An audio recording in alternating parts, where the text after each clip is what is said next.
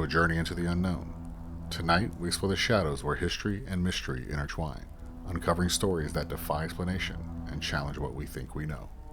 Prepare to leave the familiar behind and embrace the strange, the eerie, and the unexplained. Light your lanterns, and let's venture into the obscure.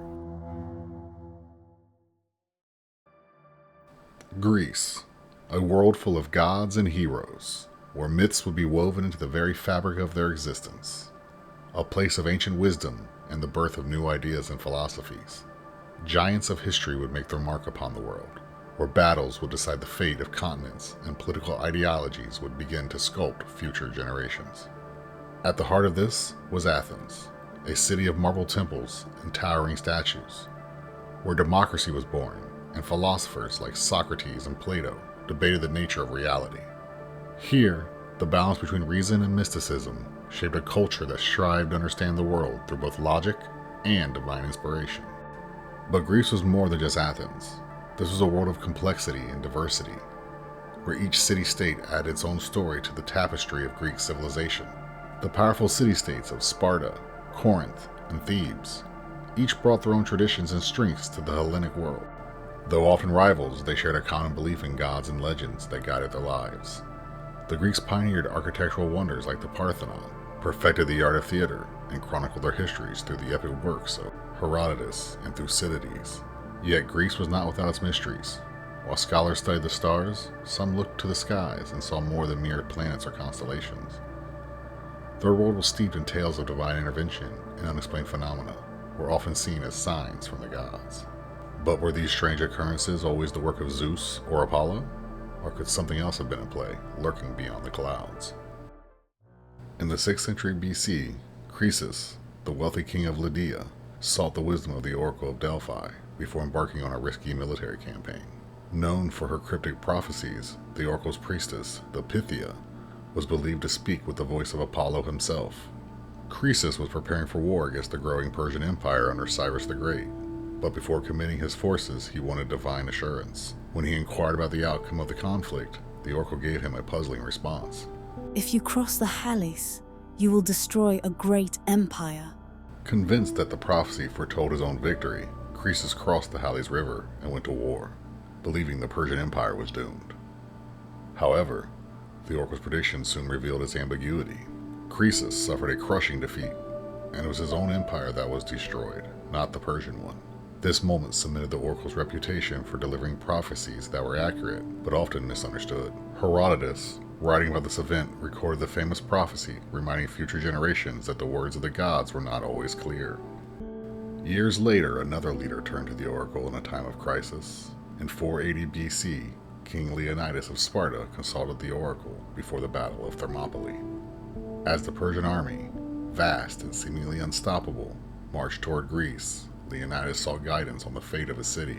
The Pythia's response was grim. O ye men who dwell in the streets of broad Lacedaemon, either your glorious town shall be sacked by the children of Perseus, or in exchange must all through the whole Laconian country mourn for the loss of a king, descendant of great Heracles. The prophecy offered two possible outcomes. Either Sparta would fall, or one of its kings would die to save it. Leonidas, interpreting this as a call to sacrifice, chose to confront the Persian army at Thermopylae with his 300 Spartans, fully aware that it would lead to his death. His sacrifice, however, fulfilled the oracle's prediction, and Sparta was spared destruction. While these ancient Greeks believed the oracle's words came directly from the gods, modern scientific studies suggest that natural explanations may have played a role in the Pythia's trance-like state. Geological research has found fault lines beneath the Temple of Apollo, which could have released intoxicating gases such as ethylene. These gases might have induced the altered state in which the Pythia delivered her enigmatic prophecies, adding a layer of mystery to the oracle's already cryptic messages.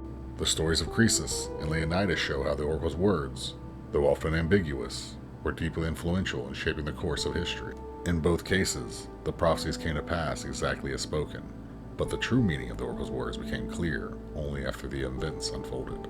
Whether divine in origin or altered by natural phenomena, the Oracle of Delphi remains one of the most intriguing and influential voices of the ancient world. Her prophecies echoing through history as both warnings and lessons to those who sought her counsel. In 490 BC, the Athenians faced a dire threat. The Persian army had landed at the plains of Marathon, outnumbering the Greeks by a significant margin. The fate of Athens, and perhaps all of Greece, hung in the balance. As the Athenians prepared for what many believed would be their last stand, reports of mysterious and otherworldly figures aiding the Greeks began to circulate. Among the stories told after the battle was that of Theseus, the legendary hero of Athens. According to ancient accounts, an apparition of Theseus appeared on the battlefield, fighting alongside the Athenian soldiers. Many believed that the hero had returned from the dead to defend his city in its greatest hour of need. Plutarch records the tale. An apparition of Theseus appeared, as the Athenians reported, fighting alongside their ranks at Marathon. Theseus, whose legacy had always been tied to the protection of Athens, was seen as a divine force, ensuring the survival of his people. But the accounts of supernatural assistance did not end there. Another figure, far more mysterious, was also said to have joined the fray. Pausanias tells of a man dressed as a farmer, wielding a plowshare as his weapon. This enigmatic figure, later named Echatlius, fought fiercely against the Persians, cutting down the invaders with the strength of a hero. After the battle, when the Athenians sought to find and reward him, he had disappeared. The Athenians, convinced they had witnessed divine intervention, erected a statue of Echatlius in the agora, believing him to be a god or hero sent to save them. Pausanias recounts, "A man in rustic attire appeared with a plowshare and struck down the Persians. After the battle, he could not be found, and the Athenians dedicated a statue to him." Whether it was Theseus, Echatlius, or both, the Athenians were certain that their victory at Marathon was not achieved by mortal hands alone. The sight of these figures on the battlefield, combined with the improbable triumph over the mighty Persian army, was seen as clear evidence of divine intervention. Yet for all their accounts, no clear answers emerged, only whispers of something greater at work. With history hanging in the balance, something beyond this world seemed to reach down and place its finger on the scale. Whether it was the gods or the spirits of heroes long gone, the Athenians knew one thing for certain: they had not fought alone. In 373 BC, the prosperous city of Helike, a major hub of commerce and religion on the northern coast of the Peloponnese, faced an unimaginable catastrophe. Days before the disaster, the inhabitants of Helike witnessed strange and unsettling events. According to Elion, 5 days before Helike was destroyed, all the mice, weasels, snakes, centipedes, millipedes, and other such creatures in the city began leaving in large numbers via the road leading to Corium. the exodus of these animals puzzled the people, but they failed to grasp its significance. Shortly after the animals fled, a massive earthquake struck the region, so powerful that the very ground beneath Helike gave way. The city, including its grand temple to Poseidon, was swallowed by the sea in moments. The earthquake was followed by a devastating tsunami, which wiped out what remained of Helike and the ships in its harbor. As Strabo recorded, "The sea rose up and submerged Helike and the temple of Poseidon. All the inhabitants perished." the survivors from nearby cities were left to wonder if Poseidon's wrath had been provoked by some unknown offense, or if the flight of the animals had been a warning of the gods' displeasure. For centuries, Helike's destruction became a cautionary tale, a reminder of divine retribution for hubris or neglect of the gods. The mysterious evacuation of animals days before the earthquake was interpreted as a portent, one that tragically went unheeded. While modern interpretations suggest that the disaster could have been linked to natural phenomena, such as seismic activity or geological shifts, the people of ancient Greece viewed the events through a divine lens. Helike's fall remains one of the most tragic and enigmatic events of the ancient world, its sudden destruction forever linked to omens from both the earth and the heavens. These stories, passed down through generations, reveal a time when the boundaries between the mortal world and the divine were fragile.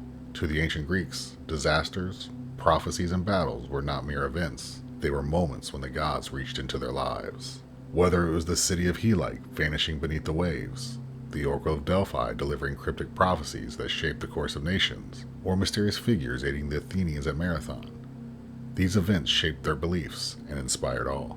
Today, while we may seek different explanations for such phenomena, the sense of wonder remains. We are reminded that even in our modern world, the unknown still whispers to us, just as it did the ancient Greeks. As we lower our lanterns for now, remember, the world is brimming with mysteries, just waiting to be explored. If you enjoy this journey, leave a like in the comments, share your thoughts, or suggest where our next adventure should take us. Until then, keep your lanterns ready, your minds curious, and your light shining. See you in the next chapter of Observing the Obscure.